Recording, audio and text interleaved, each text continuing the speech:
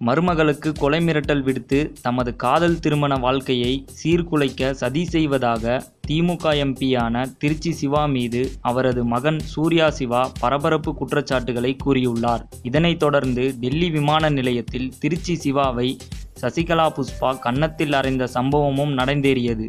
ஆனாலும் திருச்சி சிவா கொள்கை பிடிப்பு உள்ளவர் என்பதால் அவர் மீது எந்த நடவடிக்கையையும் திமுக மேலிடம் மேற்கொள்ளவில்லை.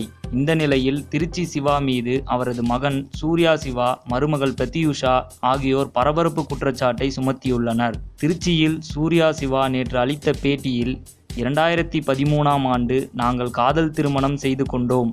இதை உறவினர்கள் அனைவரும் ஏற்றுக்கொண்ட போதும் தந்தை மட்டும் ஏற்றுக்கொள்ளவில்லை. தற்போது என் மனைவி கர்ப்பமாக உள்ளார். ஆனால் என் தந்தை ஜாதி வெறியோடு என்னையும் மனைவியையும் பிரிக்க வேண்டும் என துடிக்கிறார். இதனால் மனைவி பிரத்யூஷாவுக்கு மர்ம நபர்கள் மூலம் போனில் கொலை மிரட்டல் விடுக்கப்படுகிறது.